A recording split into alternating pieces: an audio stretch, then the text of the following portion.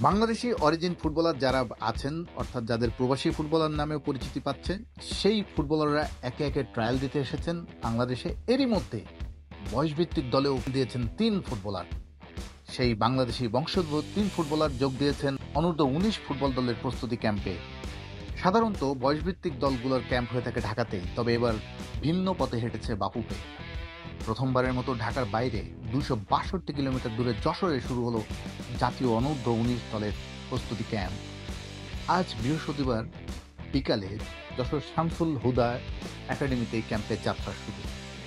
Coach Golam Rabbani ছোটনের অধীনে ২ সপ্তাহের এই ক্যাম্পে যোগ দিয়েছেন ৩১ ফুটবলার। সেই ৩১ ফুটবলারের মধ্যে আছেন ৩ জন প্রবাসী ফুটবলারও। সেই ৩ প্রবাসী ফুটবলারের একজন হচ্ছেন আব্দুল কাদির। তিনি এসেছেন ইতালি থেকে। ইতালি প্রবাসী এই ফুটবলার বললেন, তার দারুণ অভিজ্ঞতা হয়েছে এবার। তিনি খুব একটা পার্থক্য বুঝতে পারছেন না। তিনি আরও গুরুত্বপূর্ণ একটি কথা বলেছেন। তিনি বলেছেন, হামিদুল বাংলাদেশে আসার পরেই তার আগ্রহ জন্মেছে বাংলাদেশ ফুটবল দলে খেলার।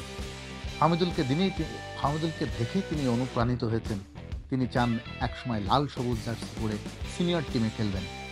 তিনি আরও জানিয়েছেন, বাংলাদেশে ভালো ভালো খেলোয়াড় আছে, খুব বেশি পার্থক্য নেই। দেশের হয়ে সেরাটাই দিতে চান আব্দুল কাদির। ২৯ নম্বর জার্সি পরিহিত যে খেলোয়াড়টিকে আপনারা দেখতে পাচ্ছেন, তার নাম এলমান মতিন।